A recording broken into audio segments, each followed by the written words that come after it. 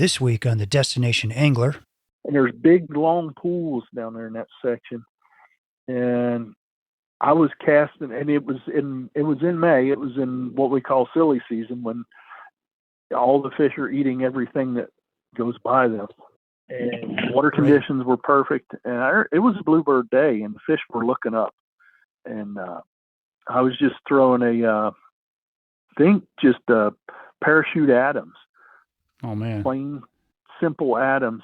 And if you'd stand clear at the tail of the pool, you couldn't step into the pool. You had to stand way down, like at the top of the next riffle, and make an extra long cast, which was like, 50, 60 feet, up into the white water coming into the head of that pool. And you just see that thing bobbing down, and these big heads would come up and grab it. Welcome to the Destination Angler Podcast, the podcast for anglers who travel. And I'm your host, Steve Haigh. We go right to the source, the local guides and experts, to build your knowledge of top fishing locations around North America. It's a big world out there. Now go and fish it. I'm going away for a while, but I'll be back soon. Whoa, whoa, whoa. Hey anglers, welcome back to another episode of the Destination Angler, brought to you by Trout Routes, the #1 fishing app, helping you find new trout waters so you spend less time on the road and more time doing what you love, trout fishing. Don't leave home without it. And by Outfishers, the trusted source for pre-owned fly rods. Head on over to outfishers.com for your next fly rod. And by Anglers Coffee, perfecting the coffee experience for the fly fishing community and anglers everywhere with small batch coffee delivered to your doorstep. It's darn near perfect. My goal here at the Destination Angler is to publish great episodes that get you excited about fly fishing destinations, episodes you can't wait to listen to. And I've been blown away with the response, so a big thank you for listening and sharing with your buddies.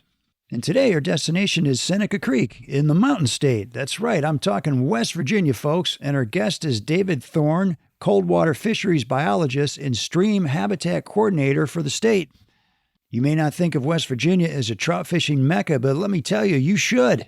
This state is loaded with trout streams, over 5,000 miles of them. It may just be the best fly fishing state you've never thought of. And Seneca Creek may just be the crown jewel.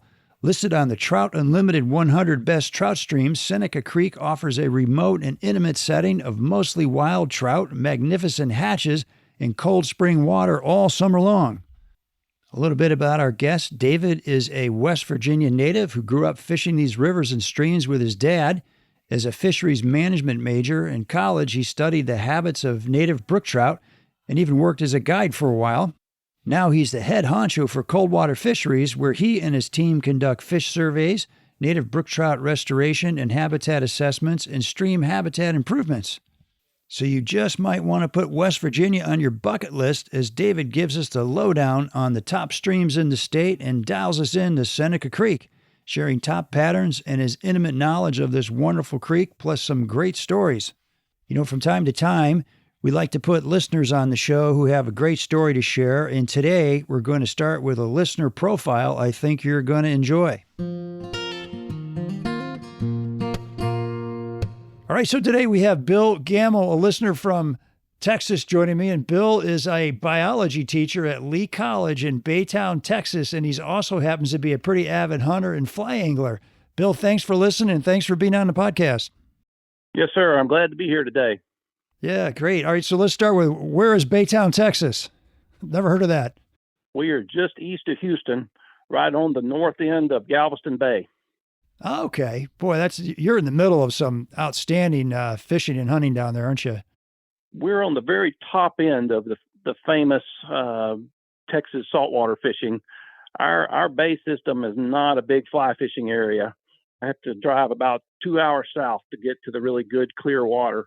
Our saltwater is fed by East Texas rivers, and the water stays a little bit dirtier, got a lot of silt in the water, so sight casting is not quite as easy to do in Galveston Bay. Okay. Well, now you've also done a ton of fishing in Montana. I think you were telling me before the show you've been up there like 40 times. So what's taking you to Montana so often? Well, my father was taught to fly fish in the early 60s by his brother-in-law, my uncle. who lived up in the panhandle of Texas and spent a ton of time in New Mexico and Colorado.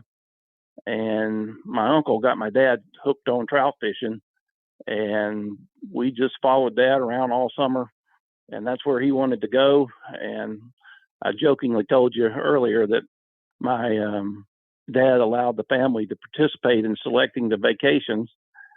We were going to Montana fishing. We got to select what week we wanted to go. And that's the discussion that our family had is, well, what week of the summer do you want to go to Montana? But it was a given. We were going to Montana. So you could pick the vacation as long as it was in Montana, huh? Exactly. You were telling me about a story about how your dad used to acquire fly tying materials back in Texas, back in the good old days. I wonder if you could tell us that story. Sure. Well, Baytown, Texas is not a fly fishing destination. And probably the best way to describe it is a fly fishing desert. There was no tackle stores that owned any that sold equipment. You couldn't get instruction here. There was nothing. And so Dad would buy his vise and his thread and his bobbin and stuff out of the herder's catalog, and he would get hooks from the herder's catalog. And here in Baytown, getting a bucktail or some deer hair, that you could get that from any neighbor who deer hunted. That was not a problem to get. Yeah. But coming up with good hackle feathers that were off of a rooster that had a little stiffness to them and that were halfway decent feathers, that was hard to come up with. And there was a little community, probably about an hour and a half north of here, called Cut and Shoot, Texas. And Cut and Shoot, Texas is famous for the illegal cockfights back in the 60s. And my dad and one of the fellows that worked with him at the college, who was also a fly fisherman, they would go up to Cut and Shoot on a Friday night, and they would attend these illegal cockfights. And then they would approach the owners of the chickens and buy the losers for $1 a piece. And then they would come home and skin and tan the chicken necks, and that is what they used for tying their flies. It was just oh my gosh, the losers of an illegal cockfight. There you go, man. Yep. As I recall, you wrote an article that kind of went viral on fly casting, didn't you? Could you tell us about that just for a minute?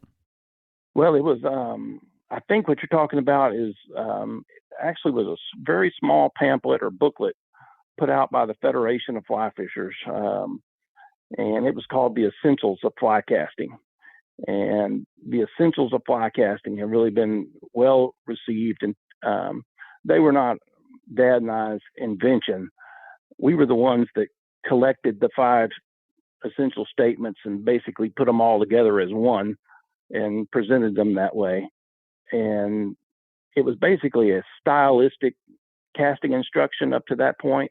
And what Dad and I tried to do was get rid of style and get down to what actually had to happen to make a good fly cast. And if you did these 5 essentials, you could pretty much do it with any style that you wanted to do, as long as you kept the essentials going. And so, that booklet has made a pretty good impact on casting instruction. Folks, I just thought you guys would find it interesting that Bill sent me this book, just came in out of the blue with a nice little card, and it says A Sportsman's Pursuit. And it's really a collection of hunting and fishing stories wrapped around Bill's, faith journey. And it's just a super cool book. So anyway, Bill, I appreciate you sending me this book, and I appreciate you listening and being on the show. Yes, sir.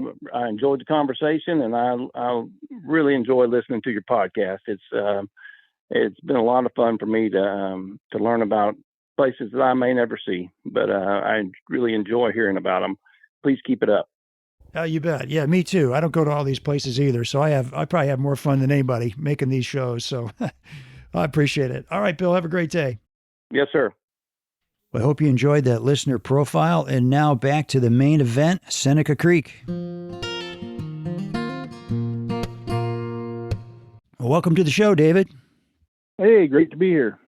Yeah, glad to have you. I can't wait to hear all about West Virginia because, like I said in my intro, I'm not sure that West Virginia is on a whole bunch of people's bucket list for trout fishing, but it should be because, as I said, your state is really loaded. And tell me, in your mind, David, you've been in West Virginia all your life. What is it about West Virginia that makes it such a fantastic destination for people chasing trout? One of the biggest things is our location.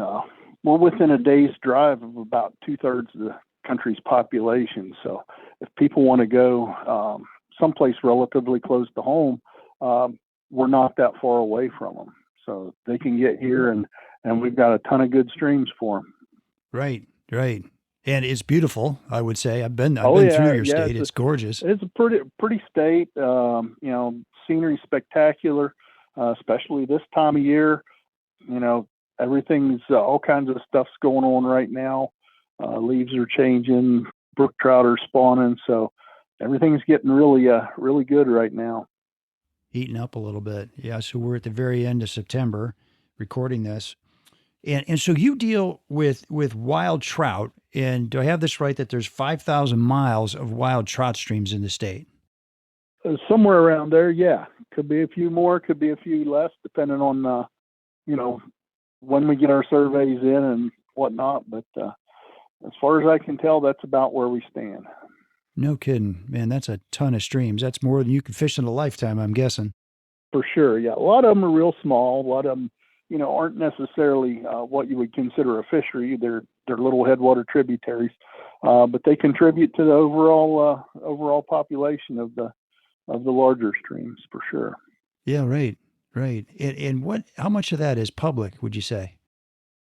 Well, we have a lot of our native brook trout are on the Monongahela National Forest, which is over 900,000 acres. So that's pretty awesome. That's certainly the stronghold of our native brook trout and certainly most of our wild trout too. Although we have some good wild trout fisheries on some private lands and on some corporate lands and a few state lands that we have. So there's plenty of opportunities out there, and if you can get in a stream and keep your feet wet and don't get out on somebody's property, you can pretty much fish anywhere. So Okay. that's good stuff too. Yeah. That's the stream access laws then. It's kind of like keep your feet wet and you're safe? Right. Okay. Is it the high water mark, or is it really you've Yeah, got to keep your feet in the stream? it's the ordinary high water mark. Okay. All right. Well, that sounds similar to states like Montana and some others maybe. Sure. Yeah. Yeah. Yeah. What are some of the better streams in the state that, anglers should put on the list if they were to come out there? No, we've got a lot. There's a wide variety of fisheries in the state. We got a lot of stock trout streams. We raise and stock a ton of trout, and we've got a lot of wild trout streams too. Predominantly brook trout, like we mentioned, but we have some good wild brown and rainbow fisheries as well. One of our better and more popular is the Elk River, kind of central in our trout fishing area. It's really popular in the last 20 years, 25, 30 years, and gets loved to death. There's two distinct catch and release areas on it. One is all wild trout, walk in, very finicky fish, very technical fishing most of the time. And the other section at Elk Springs, the Elk River sinks and reemerges after flowing underground for 4 miles. And when it comes back out, it comes out at Elk Springs, and it's very rich, and it holds over. It has some wild brown and rainbow reproduction in it. Holds over fish, stocked fish tremendously well. There's a private hatchery there, and they keep the streams loaded with fish, and people come there from all over to fish. The upper 2 or 3 miles is upper 2 mile. Yeah, the upper few miles is catch and release, but there's a lot of cold water down through there that a lot of people fish, and has tremendous hatches on it. So that's just one. And then the Shavers Fork, which is where I did my graduate work, the headwaters of it, head up near Snowshoe Mountain Resort. So with the ski resort at your headwaters, you know it's going to be high elevation and gets plenty of snow. And it does, and it stays cold all year, mostly cold. All the tributaries have good brook trout. It does have some temperature problems in the main stem, but it still fishes really well. And then there's over 60 miles of the main stem of that thing. The upper 20 miles is wild fisheries. The lower 40 miles, we stock the heck out of it, and people come from all around to get all variety of fishing experiences. There's some catch and release water. There's backcountry water where we stock it by rail, and the only access is by foot on the rail. There's areas in the lower section that are, run through a very popular private campground that's very heavily stocked and very heavily fished. So it's a tremendous fishery with all kinds of variety. Another stocked river is the Smoke Hole section, the South Branch of Potomac. A great stocked fishery, phenomenal scenery. You can easily see bald eagles pretty much every day when you're down in that canyon fishing. Pretty good access. It's on national forest. It's got campgrounds, picnic areas, everything you'd want for a destination fishery. Nice. Yeah, I mean, I could go on. The list keeps going. Yeah. And we had earlier talked about, you had brought up Elkhorn Creek to me initially for doing the show, and Yep. That's not my bailiwick. I'm more in the northern part of the state, and Elkhorn Creek, while it's had wild fish in it and it's fished good for a long time, it's not my strength to talk at length about it, but I do know that the fishery is remarkable. It's got big wild browns and rainbows in it. They reproduce in water that comes out of coal mines. West Virginia is definitely known for coal mining, but we're also known for acid mine drainage, which kills streams. But in the southern part of our state, those southern coal fields, the soils and rock associated with the coal is alkaline. So that water comes out of those old mines cold. It's just like a spring coming out of the ground, and it's rich with alkalinity. And, there are people raise fish in the mine effluent, and that's what drives those streams down there. And they're very rich with nutrients, and that's not necessarily from the mines. That's one of the reasons they're not the most, it's not the most desirable place to fish, because there remains a lot of open sewage going into some of those streams down there. But they provide a tremendous nutrient load for the diverse aquatic insects that live there. So there's plenty of food for the fish to eat. It's just not the most traditional aesthetic trout fishing experience.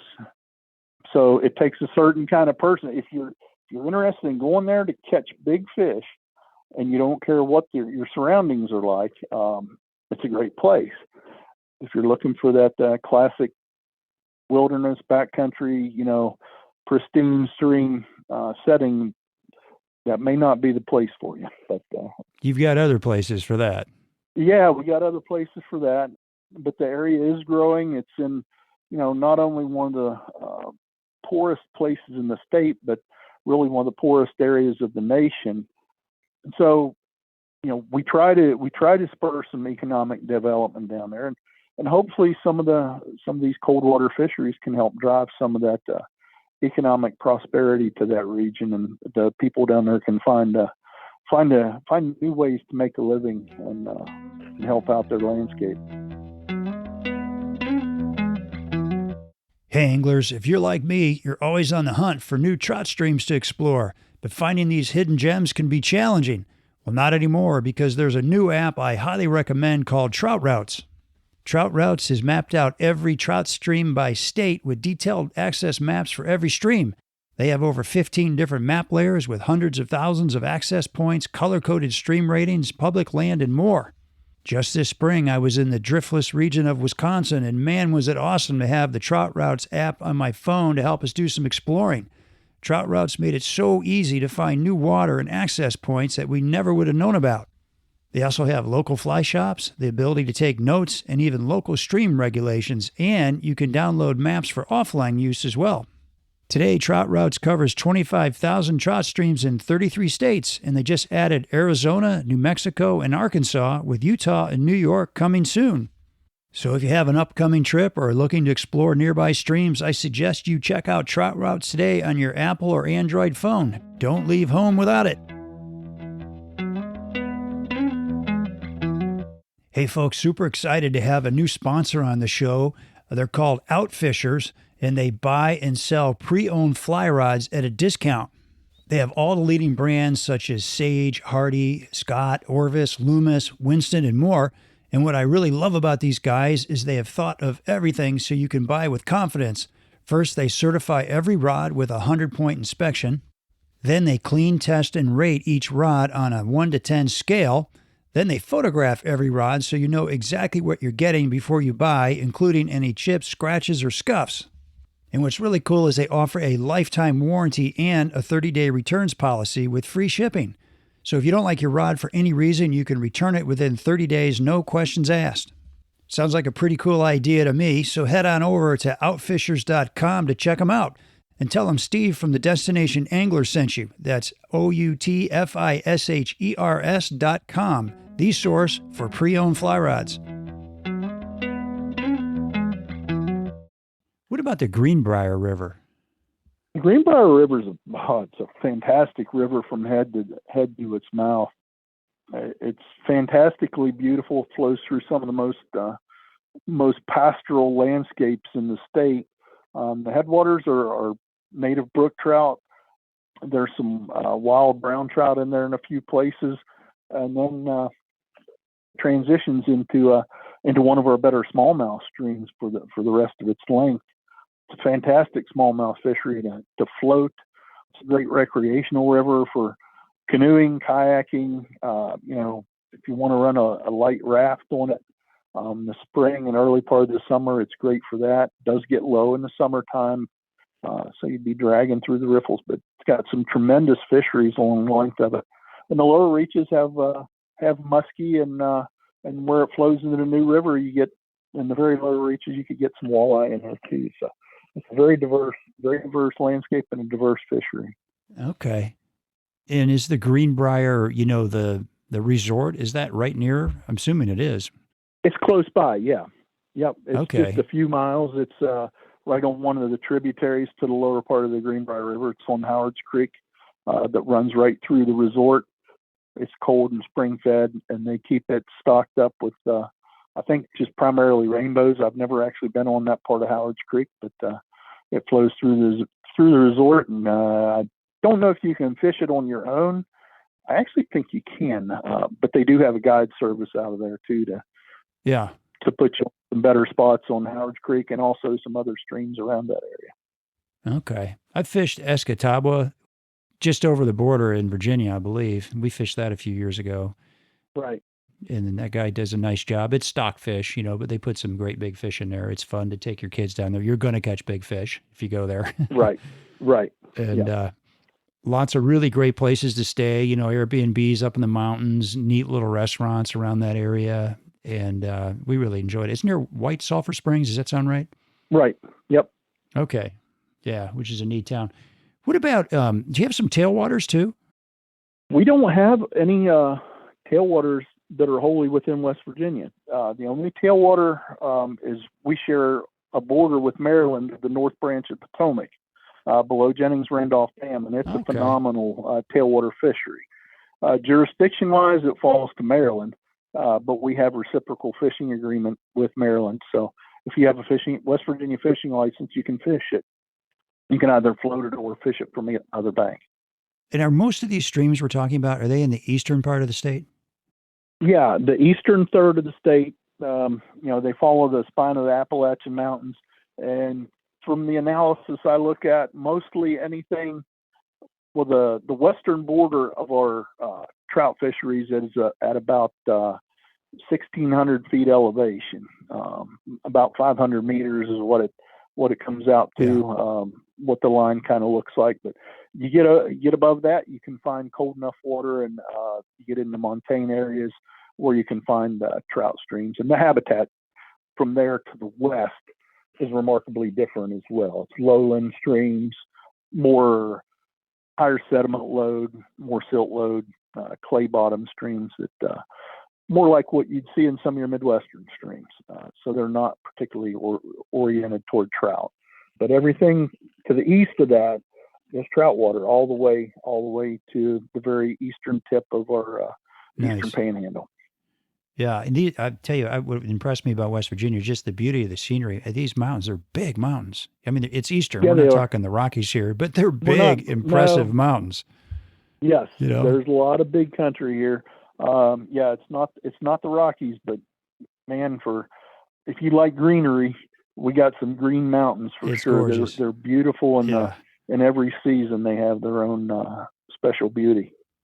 Right. Well, let's talk about Seneca Creek. So right. When you and I were talking before the show a couple of weeks ago, and we were kicking around some ideas, and I said, all right, well, what would you be excited to talk about? And you instantly said Seneca Creek, and I'd not heard of Seneca Creek, but when I started looking into it, I found out it's a top 100 stream by Trout Unlimited. That's pretty good.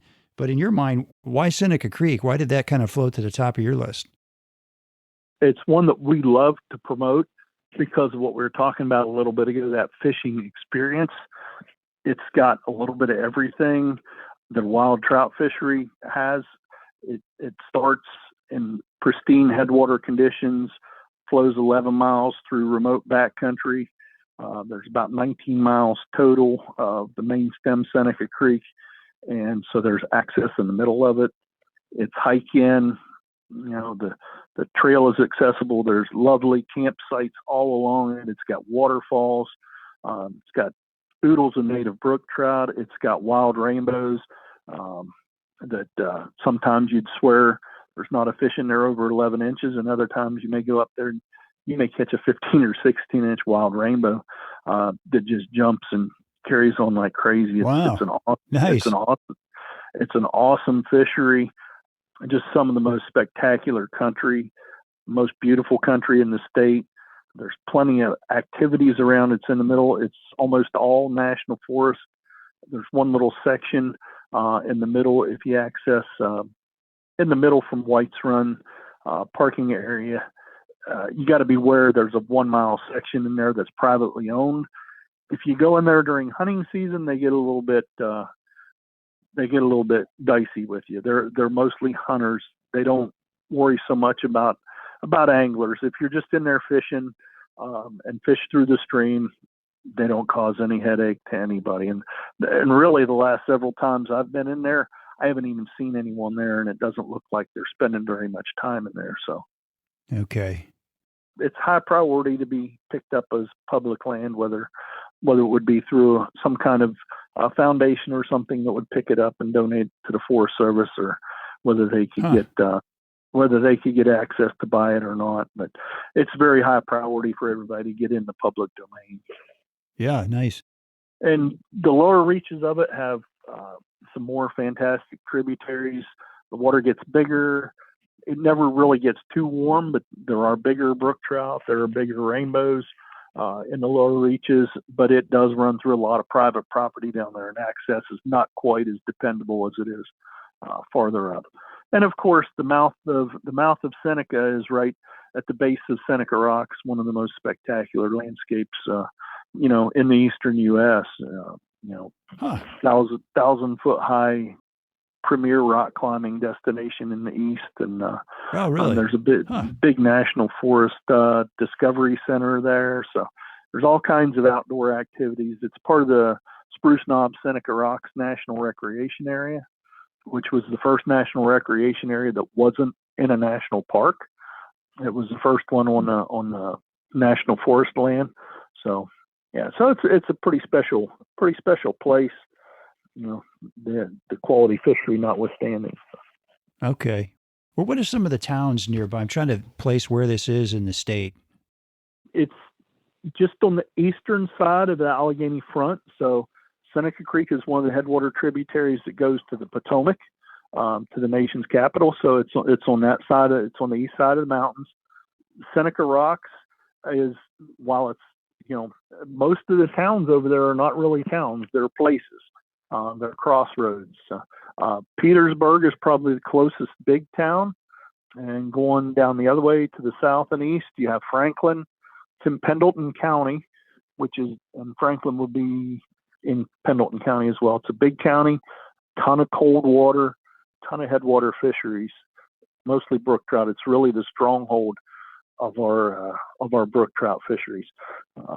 Seneca Creek and a couple other areas over there are really highly rated as core brook trout habitats, core brook trout populations in the Eastern Brook Trout Joint Venture assessment. So they're important to us not only recreationally but biologically. Oh, no kidding. Okay. Hey anglers, are you looking for a darn near perfect cup of coffee to start your day? Then do yourself a favor and check out anglerscoffee.com. That's right, Anglers Coffee is made by anglers for anglers, delivered to your doorstep, one batch at a time. They start with the very best coffee beans selected for their great flavor and responsible growing methods. Then each batch is roasted fresh daily. The result is a wide selection of roast styles that will satisfy the most discerning coffee lover. And now you can enjoy Angler's Coffee anywhere, anytime with the Dry Dropper single-serving coffee in a tea bag. Just add water. And this isn't your mother's instant coffee. It's a single serving of carefully dark-roasted, fresh ground and nitro-sealed coffee. A percentage of each sale goes to some great nonprofit organizations that directly impact the fly fishing community. So head on over to anglerscoffee.com to check out their great selection of coffee and the organizations they support. If you're not 100% satisfied, they'll give you your money back, no questions asked. That's Angler's Coffee. It's darn near perfect.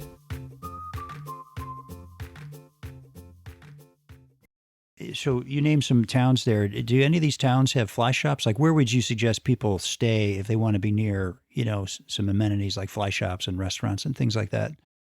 Seneca Creek isn't too far over the mountain from Canaan Valley and Davis and Thomas area.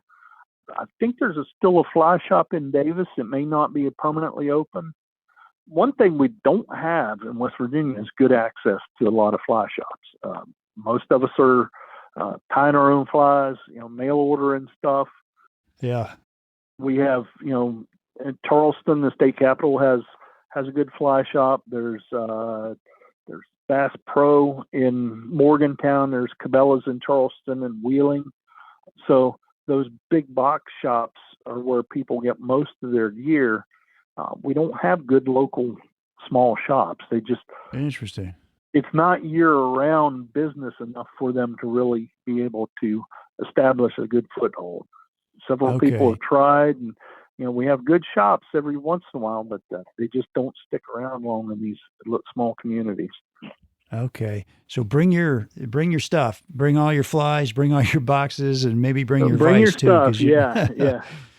Right? Yeah. Well, that can be fun. I've sat in parks and picnic tables and tied flies for the afternoon hatch. Sure. That can be a lot of fun. Yeah. I mean, there is right here in Elkins where my station is we have a Walmart that has a pretty good fly fishing and fly tying selection. Really? At Walmart? I never knew that. It is what it is. Yeah. How about that? A fellow that used to manage their sporting goods section he was a fly fisherman and a fly tyer. So, that's what his interest was. So he made sure they had some focus there. So that's no kidding. Well, I've heard that Walmart can get, they do things regionally, sometimes, but I didn't know that they had guys that are saying, I need fly tying materials. So yeah, I guess it's somewhere it's in their inventory in the warehouse that they can get. Yeah. Yeah, I used to do a lot of quail hunting in southern Indiana. I remember when Walmart was really expanding and like downtown, all these little towns were just shutting down when a Walmart would move into their town. I remember a farmer said, if you can't buy it at Walmart, it ain't worth buying. I thought, I don't know about that, but it's kind of interesting. Right, wrong, or indifferent, right? It is what it is. It's a lifeline for small communities anymore. Right. So in Seneca, you're talking about wild rainbows, but some brookies too, right? Mm-hmm. It's mostly brook trout. Well, I tell you, from one decade to the next, you can see a transition. You'll see increases in brook trout and decreases in rainbows, and then you over time you might see it switch back. There were some 20, 30 years ago. My career was starting to get going. We were concerned we were losing brook trout and in there, and then all of a sudden, 10 years later, like, where do the rainbows go? It's just chock full of brook trout, and it just seems like there's some cyclical pattern maybe that we can't figure out, whether it's climatic or water quality, something landscape wise, whatever. Maybe it's tied to the solar cycle or something. I don't know, but it just seems like you get this ebb and flow of the population dynamics in there, and the brook trout are strong. They always seem to rebound. So, right. It's not something that we're concerned about losing the brook trout. So we're content. We just monitor it, and we just want to manage it as the dual species fishery that it is, because it is so good. A lot of places they have issues with rainbows and browns out competing brook trout, but we really don't see that here. And I don't know if it's because of our elevation and the gradient, the steepness of our streams. We generally keep the browns from encroaching up into these headwater areas, like some of the problems they have in Pennsylvania, where they really outcompete the brook trout in headwater streams. We don't seem to have that issue. And the rainbows occupy a little bit different niche than the brook trout, and so they seem to be able to cohabitate quite well.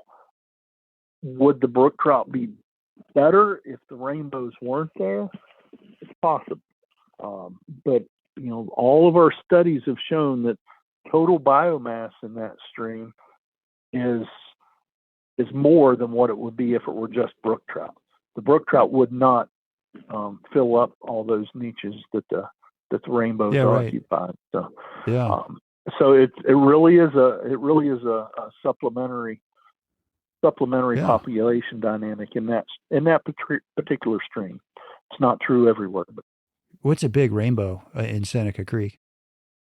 I've heard of people seeing and catching fish up to 20 inches. My personal best is about 16. Great fish. Oh yeah, and big, thick, heavy fish. Do you remember how you caught that? Like, what were you doing when you got that fish? That was that was probably my best day fishing anywhere, including the time I've spent fishing in the Rockies. My dad and I were fishing, and we fished a lower section, and where it's difficult access, it's through private property to get onto it. So we went way down and got in where we could get access to the stream, and we just came up the stream. And there's big long pools down there in that section, and I was casting, and it was in May. It was in what we call silly season, when all the fish are eating everything that goes by them, and water conditions were perfect. And it was a bluebird day, and the fish were looking up, and I was just throwing just parachute Adams.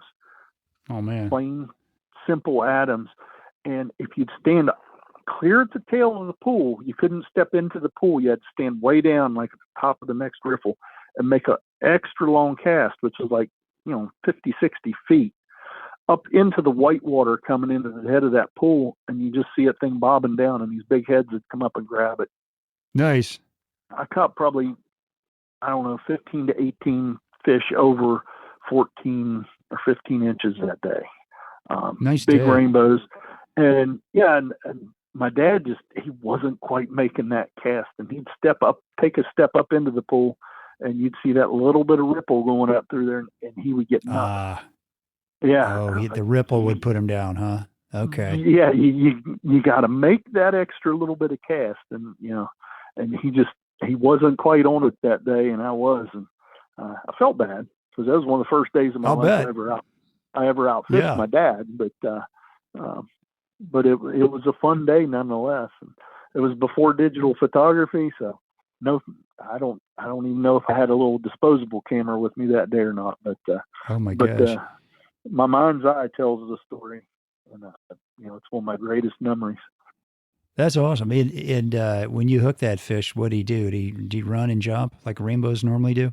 Oh yeah, yeah, yeah. And these are, you know, pound and a half, maybe 2 pound fish, big thick fish, and of course a lot of those pools were big and wide open, and most of them were on a bedrock ledge or had a bedrock bottom, so there wasn't a whole lot of debris or anything in there for them to get messed up in, and they didn't really want to leave the pool because those pools are so big. So they would just run, and they bulldog to the bottom, and then they'd come Back and forth. from Yeah. 8 or 10 feet deep, however deep the pool was, and come rocketing out of the water. And they do that, half a dozen times, and then they wear out, and you could fight them then and bring them to the net. And it was just a Wow. great day all around. That's awesome. Yeah, Yeah. tell me a little bit more about your dad, because your dad had quite an influence on you growing up, it sounds like, in terms of fishing. Absolutely. Yeah, he took me fishing from the time I was, I don't know, knee high to a grasshopper, I guess they'd say. Ha. And yeah, we always spent time out.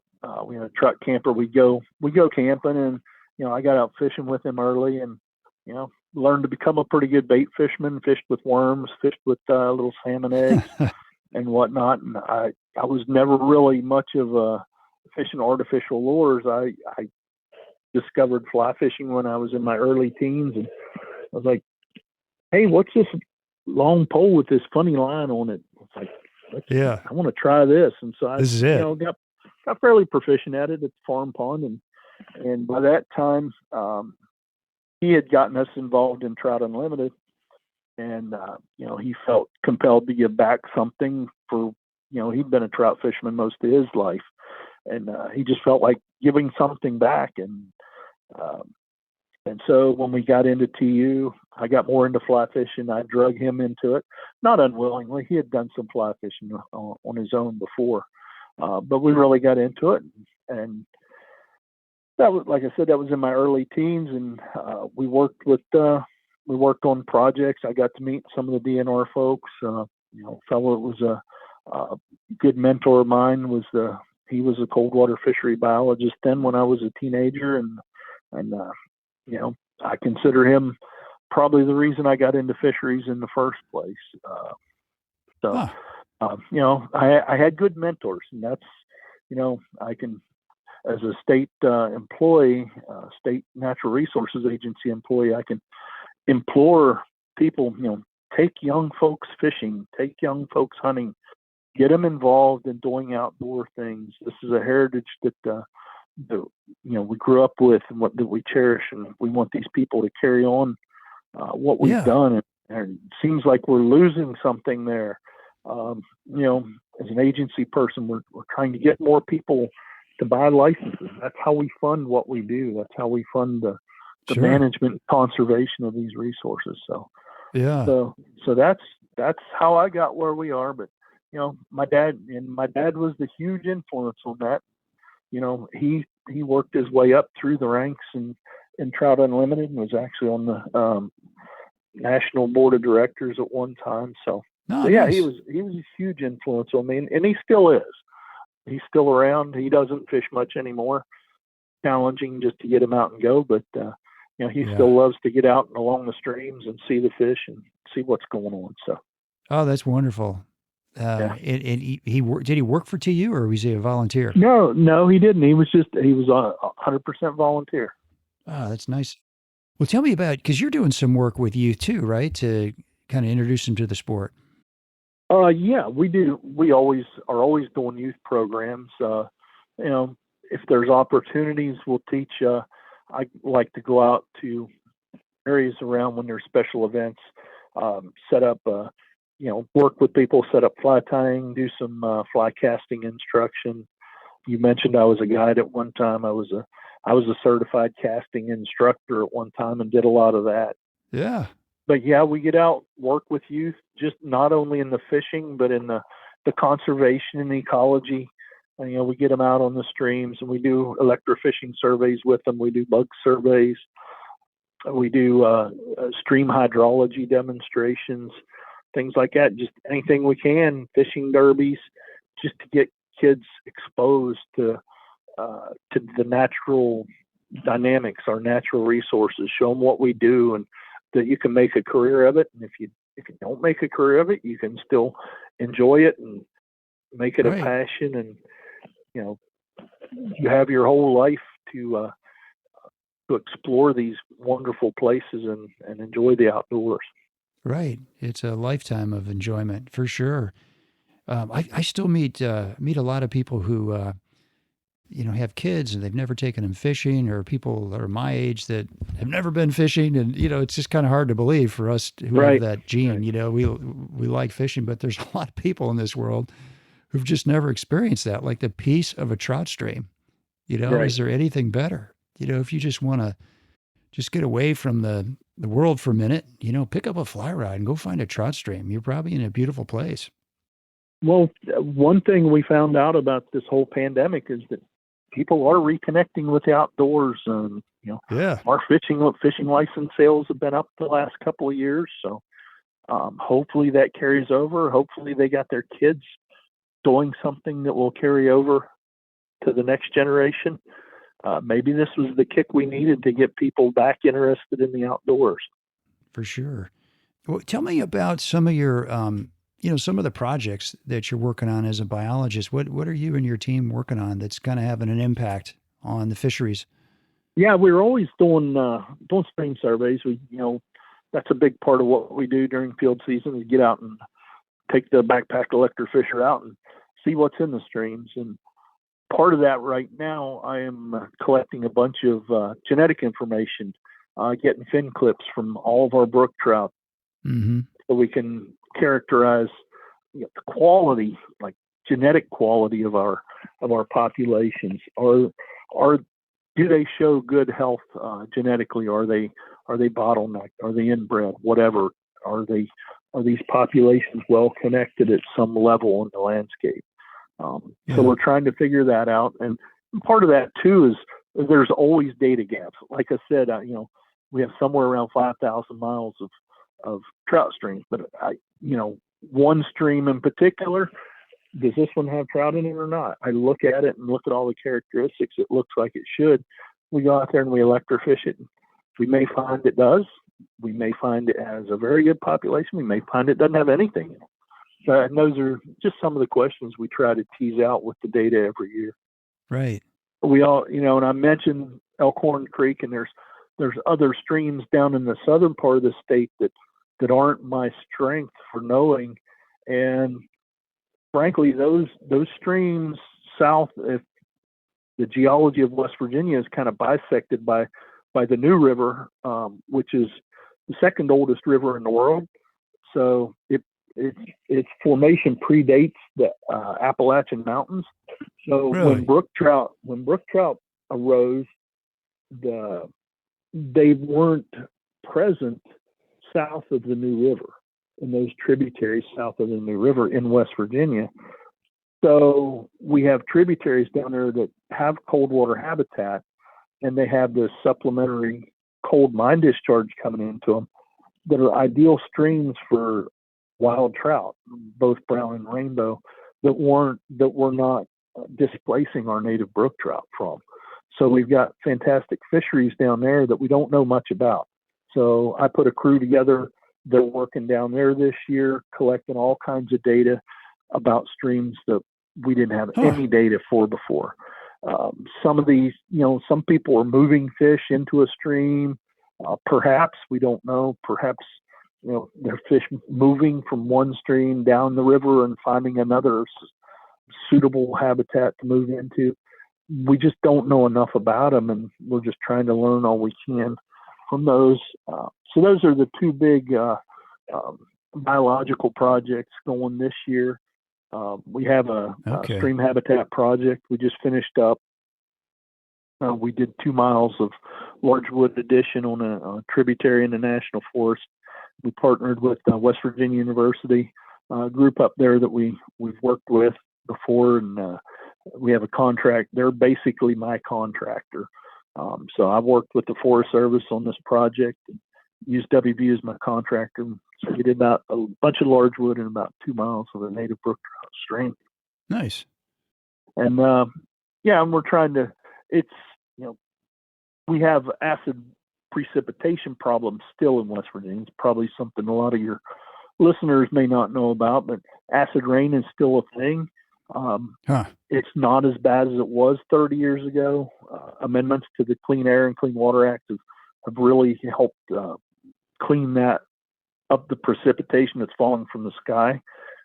But a lot of our streams are naturally sort of acidic. So any little atmospheric deposition we get still harms them. So this stream is one of those ones that is still impaired by acid rain, but we put crushed limestone sand into the headwaters of it to sweeten it up, to neutralize the acidity, and we have a good brook trout population in there now. Oh, no kidding. But one thing we're not seeing is the productivity, the abundance and size and the reproductive capacity of those fish. So we're trying to do some other stuff in addition to this wood and habitat. We're looking at some other chemistry and issues going on up there as well. So, and you're talking about Seneca Creek or something else? What creek are you talking about? This is in a tributary to Shaver's Fork called First Fork. Okay, gotcha. It's one of the bigger tributaries to Shaver's Fork, and we're just trying to improve it because it could be a quality destination fishery in its own right. It's got enough size and habitat in it in the lower reaches. If we just get a little more productivity out of it, it could be a really high quality fishery, and it would contribute more fish to the main stem Shaver's Fork as well. Well, thanks for all the work you're doing, you and your crews, David. The world's a better place because of people like you. Well, we do it because we love it, man. Yeah. All right. Well, let's switch gears for a minute here, and love to talk about hatches and hatch charts and fly patterns and the seasons. So can you kind of walk us through, the seasons? Like, what are you doing in the spring, summer, and fall? What kind of fly patterns? What kind of bugs are you seeing? That kind of thing. Mostly on Seneca. Yeah. We have some pretty harsh winters sometimes, particularly in the mountains. A stream like Seneca, it's just on the eastern side of the mountains, but it's still in the mountains, so it gets a good bit of snow. But there are times over there in the late winter and spring when you can get a really nice day. And, I've been over there in late January and February. If you can get a day when you get good sun on the water and get that water temperature up to 40, you can get some really good dry fly action even. But you'll see those little black winter stones come out. And they'll crawl around on that white snow. If you see that, odds are pretty good. You can pick up a few fish. Yeah. During a day like that. Like what size are those guys? Those little black stones? Those guys would be like probably 16s. Probably your best bet. Just a jet black caddis, not heavily hackled. Does well for those. Okay. Anything that floats, a low rider on the water. But if the fish are going to come up, they'll eat about anything that cuts a pretty good silhouette too. So. Okay. And then, we get through that, and early March rolls around, you start seeing some caddis in some of those places, particularly on those streams and rivers that drain to the Potomac side. And, by the end of March and April, we're starting to think about the mayflies. And, we got, your Hendricksons and Quill Gordons classics will start popping out. They work better on those warmer days. A warm overcast day is ideal, but even sunny days can produce well with those. And of course, we're always oftentimes fishing a 2-fly rig with something that's got a little bit of sparkle shine to it, whether it's a flashback or a bead head, like hare's a dropper. hare's ear, pheasant tail, whatever. Yeah. When do you start seeing your Hendricksons? Usually about probably the 10th of April, second week of April, middle of April. And so, conditions can be really dicey that time of year. We could still have a snowstorm then, or it could be 80 degrees. In this climate today, we just never know what we're going to see. So hatches are inconsistent early. Pretty much, if you got a blue wing olive in your box and you're out there on a gray, dreary day, and you see some fish rising along the margins or something, your best bet is probably put on a small blue wing olive in an 18 or so, and you'll have best success. Huh. Or, as always, put on an infant dredge at the bottom. That always gets fish. And then later on, you get in just a typical progression of March browns and gray foxes, produce well most all over the state. And by that time, like I said, we call that period from like 1st of May to about the middle of June silly season, just because all the fish are eating, to their heart's content. There's a ton of food. Water conditions are ideal. Water temperatures are ideal. So it's just a great time to be on the water and throwing a fly. I've got a great story about that. We were fishing. I was fishing down on the elk one time, and I was just catching fish left and right. And I wasn't really bored catching fish, but the scientist in me said, wonder what else they'll take, because I was seeing all kinds of stuff, all kinds of bugs in the air. So I changed flies, and I put on my second fly and caught any number of fish. I said, well, let me try something else. It didn't matter what I put on that day. I caught fish. Didn't matter. Just get it in the water and the fish will eat it. And I got back up to the fly shop where we were all hanging out that day, and everybody's like coming by and said, man, this is working great today. That's what the fish were feeding on. Somebody else says, no, they were doing this. I was like, guys, did you try anything else? And everybody's like, no, why would I change? I was like, learn something. That's the inquisitiveness in me, so I changed it up.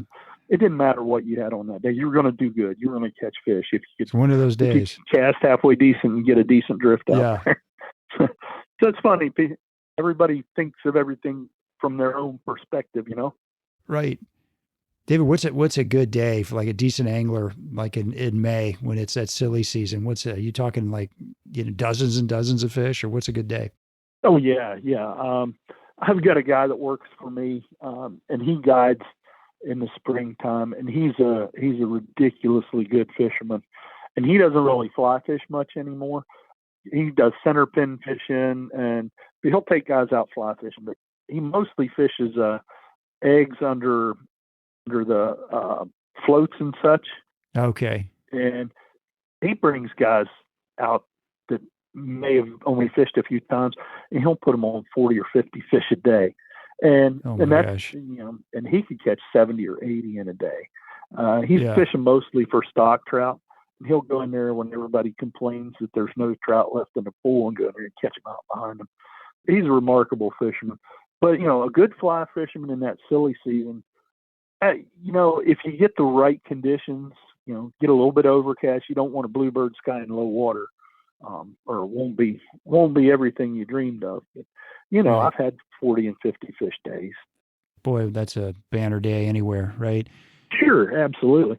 And you get out on a brook trout stream, and they'll all be small, but you get out on a mixed fishery where you got some wild fish and some stock fish. A 20, 30 fish day shouldn't be uncommon that time of year. There are some streams we fish on, like the upper section or the wild trout section of the elk. It's super tough, and sometimes we'll go down there and fish in the evening. You'll work all evening and catch one fish and feel like it was successful, just because they're really educated. Maybe not from pressure, but they're just tuned into what they want to eat, and they're very finicky wild brown trout. Yeah. So what about, June and July? What are you doing there? June, late May, once the sulfurs start coming on, and we got some ridiculous sulfur hatches. Seneca Creek has some sulfurs and fishes pretty good for sulfur, but if you're going to come to West Virginia in that time of year, you definitely want to make your way to the Elk River, down around Elk Springs, and fish that, because I think I sent you a couple pictures, and I don't know if you looked at them. There was one in there with just a cloud hatch of sulfurs. That's on the Elk River. Oh, it is. Okay. you just get these blanket hatches of sulfurs, Cool. and they just come down by the millions in the evening, and every fish in the river Wow. will stack up at the base of those riffles and just chow down. It's a remarkable sight to see, and you can Yeah. pick up some really nice fish that time of year. What size are your sulfurs? Well, we run the gamut from the early ones are the Rotunda, the big sulfur, which runs about, they can be up to a 12, but I think a 14 probably works better. And then we get the Ephemerella Dorothea later, the little sulfur, the a big one would be a 16, but generally if you're fishing in the 18, you're going to be in that ballpark. Gotcha. And then later on, a buddy of mine's gonna kick me for giving this away, but we get that Ephemeria hatch in places that they'll be like 12s or 10s, and if you're fishing at dusk in some of these places, the really big boys will come out to play, and you can really stand a chance at taking a really trophy, 20-inch plus brown trout on a dry fly in the evening. Okay. So you got sulfurs. You got Yellowstones too? Yeah, we get Yellowstones, yellow sallies, and lime sallies. We get those. They're pretty fun. Another thing that I need to mention about the sulfurs is a lot of people, they're fishing the dun. They see those big sailboats coming down the water, and they want to fish that dun, and you'll get smoked every time. You got to find a good emerger pattern that you like, something that's really low in the water, the tail sinks down in the water, and then you can really hit good fish with those emergers. It's a lot like the pale morning dun out west, Yeah. Well, let me pause you just for a second. Let's talk about that emerger pattern. What is your go-to emerger pattern for those sulfurs? I have a pattern I picked up, and speaking of out west, I picked it up in Dillon, Montana many years ago. It was a PMD cripple. They use it there on Poindexter Slough for those real finicky fish in Dillon, and I've adapted that to here, and it works really well. Can't really describe it. It's kind of it's almost like a humpy type. It's got some elk hair fibers over the back, and it's got a little bit of a flash for the tail, and then there's that elk hair over the back and stands up to make a single post wing kind of pointed forward, and okay, and just a couple of turns of hackle, and that thing does really well in the sulfur colors. And I use I'll gink the butt of it and put frog's fanny or good floating on the hackle and on that forewing of it, and so it rides like vertically in the water. Oh, that's interesting. Yeah. And the fish really key on that thing. Okay. Would love to get a picture of that fly. Maybe some of these other patterns you're talking about. Would that be all right? Yeah. I mean, I don't. If you got one. I may have to tie some up to get your picture. Oh, all right. I know every time I go out, I'm like, man, I need to tie some more of these because they're pretty sparse in my fly box these days. Yeah. Well, I've not heard that pattern. That sounds like a really good one. Okay. And then, and so June, July, what else are you doing in those months? Once you get later in the year, your typical terrestrials, okay. Beetles, ants, and beetles are always good. And black, obviously is always the best, but the hardest to see. But I fished one, a buddy of mine turned me on the one that's just got orange foam on the back. It's easy to see and it floats like a cork. So, and of course, it's mostly for brook trout, so they're not as finicky. But it does work really well for brook trout, and on like a 14 or 16 hook, just a little piece of foam on the back over some rubber legs. Simple. Yeah. I usually fish small stimulators through the summer too, like 16s and 18s, just as generic patterns, not really on any hopper hatch or anything like that, but they'll always eat something like that. So yeah, that's your summertime. It's just terrestrial, and those go right on through the fall. This time of year, again, I brought up blue wing olives earlier. gray overcast day, a little bit rainy day, you're going to have blue wing alls popping off somewhere sometime. Okay. So you can't go wrong with those either. David, what's your setup? Rod, leaders, tippets, that kind of thing?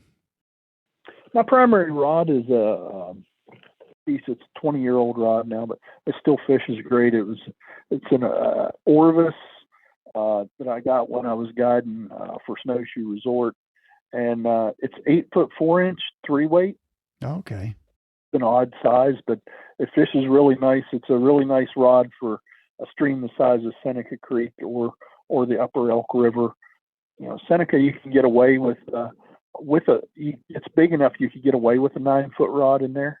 Okay. Particularly if you're going to nymph fish or do like your check nymphing or something like that, where you want a long rod, keep it high and tight. If you're tight line nymphing or whatever, a 9-foot rod is better, and it's not going to handicap you too bad in most situations.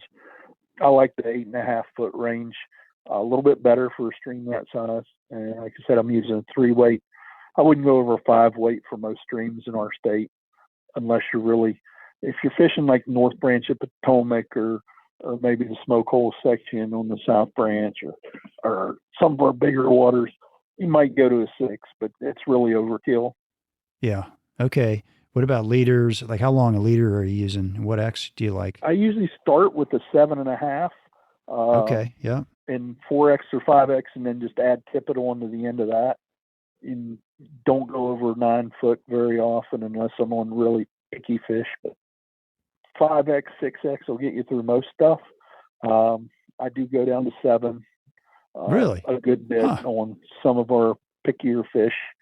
If I'm on that Upper Elk section, you need to be willing to go long and thin. Yeah.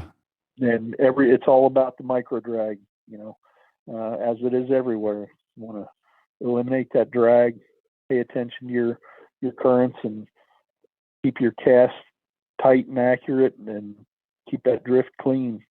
Okay. Yeah. Let's talk about mending and drifts and whatnot. Like what's sort of your mindset as you're approaching a pool or a riffle or something? I approach from downstream, and I'm always analyzing. As a biologist, I've seen, I've electrofished tons of water, so I know where to find fish. They're in there. They're in there. I know they're in there, and I know what kind of habitats they're hanging out in at any particular time. But you always want to look at the tail of that pool right at that riffle crest before it breaks over. And there's if fish are active, you can always find a nose back there tipping up and picking stuff off, or even seeing a flash. That's a tricky spot to fish, isn't it? Because that water's speeding up as it's coming out of that. And it's thin too. Those fish are in the shallowest water in the stream, and you really got to approach them stealthily. And that's the other thing too with a good presentation and drag and all is be stealthy. Wear camo, keep a low profile.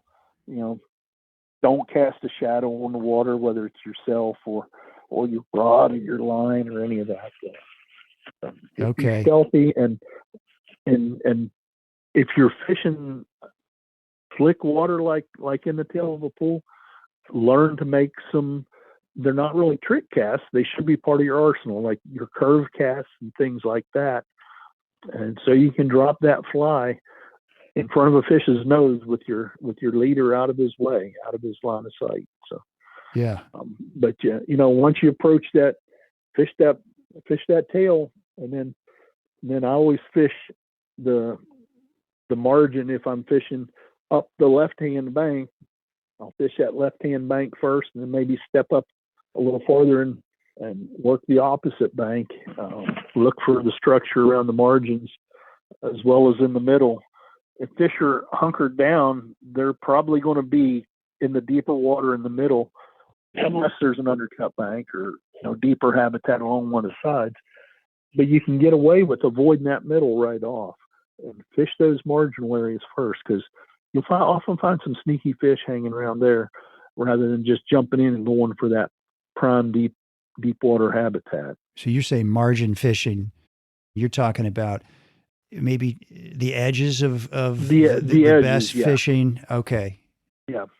Yeah, just whether you got vegetation or wood or boulder habitat, whatever, along the edges of the stream. Pay attention to those areas, because not only do they provide cover, they also provide food, and those are the things that fish are looking for all year long, is cover and food.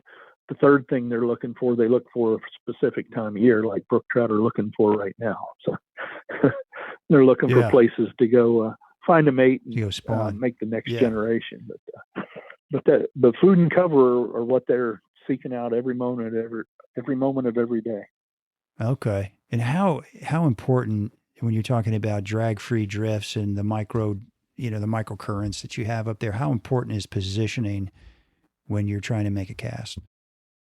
It's real important. I mean, you always want to make sure I don't like casting directly up over a fish. You want to kind of be quartered off from it, or off to the side. So your cast is always going to be across some kind of current. And your first cast is your most effective one, almost always. If you spook a fish on the first cast, you're not going to get a second opportunity, most likely. Okay. So you want to make sure that approach and read the water and make that first cast count. And then, if it's just a bad cast and you don't spook the fish, or you don't know you spooked the fish, then use the information you just gained from that cast to make your next cast even better. I love it. Each cast you make over the same fish is going to produce dramatically diminishing results. That's a good way to put it. I would agree with you. Yeah. Let me ask you this, David, as a casting instructor, what kind of are the top 5 or 6 casts that you have in your arsenal? Well, for a lot of streams, a lot of brook trout fishing I do is nothing more than a roll cast, just plain and simple. You don't need to pick up them and do a lot of fancy back casting. Every time, we've all done it. If there's one blade of grass somewhere back there behind us, or one little branch, that's the one that our fly is going to find. Yeah, of course. Regardless of how well versed we are in trying to avoid it. You want to minimize that false casting, get that fly up off the water and back out in front of you, but then, use a regular cast. I rarely use a bow and arrow cast. I have a lot of friends that do, that are very effective, very small stream brook trout fishermen. It is effective and does work well. I generally don't fish that small stream anymore. I've been there and done that, and it's fun. It's challenging, but my goodness, crawling around through rhododendron on your hands and knees is not for me anymore. Yeah, right. Oh my gosh. Yeah, and other casts. Oh, geez, I don't know. I do a lot of curve casts, and then just to keep that line and leader out of the line of sight of the fish. Be good at mending your line. You can't work at that unless you're on the stream.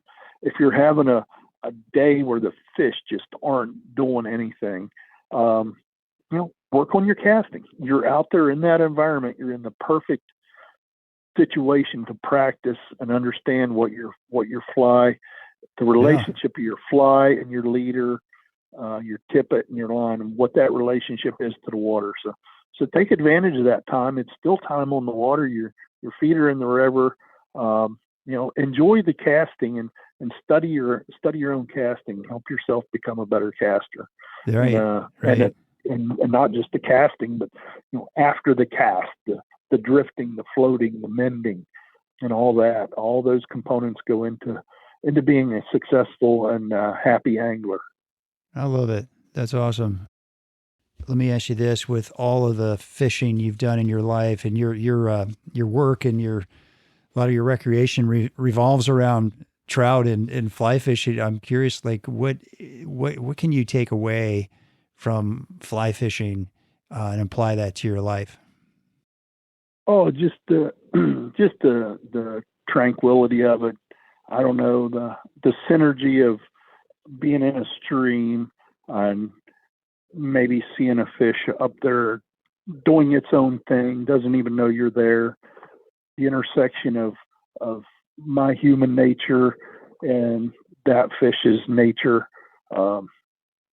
just getting us to intersect in life, just the circle of life, I guess, understanding, what makes that fish tick.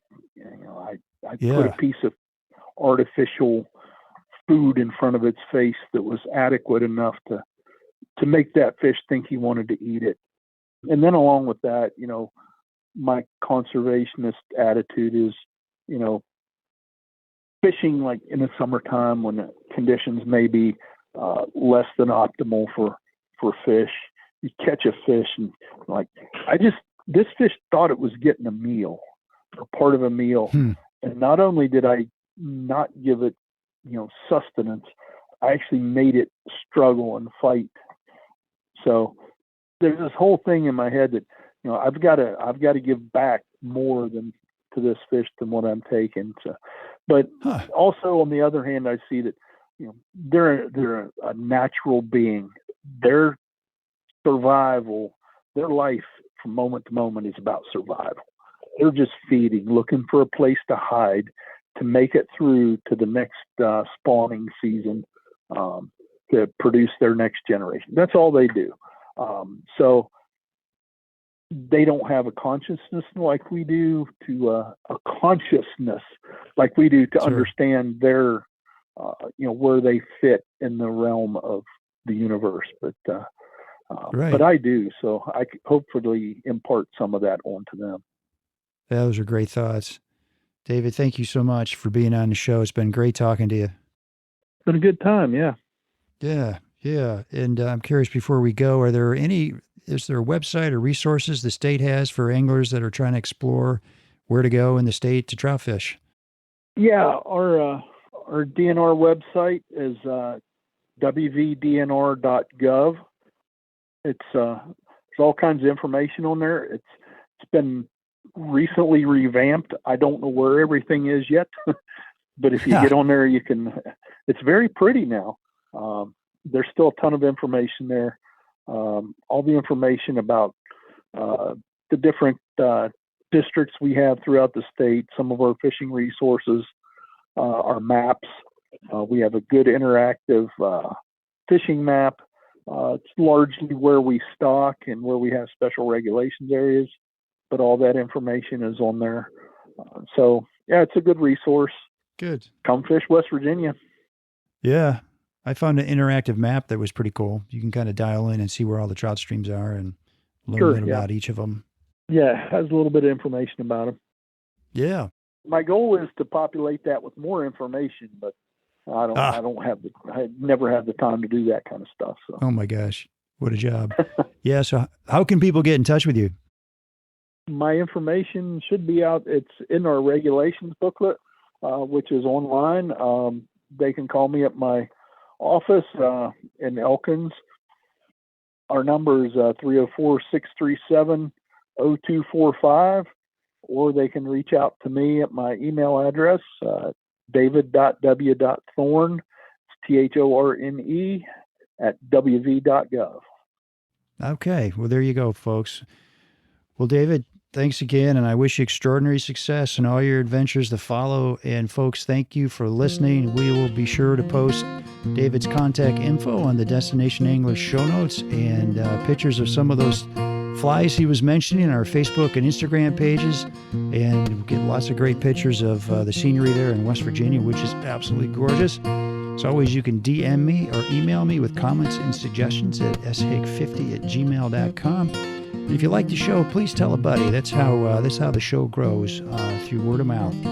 As always, our music is by Brothers Fountain. Hope you enjoyed the show, and we will see you again soon. Tight lines, everybody. Well, I'll go from the land to the shining sea. But I know there's more to life than what the eye can see.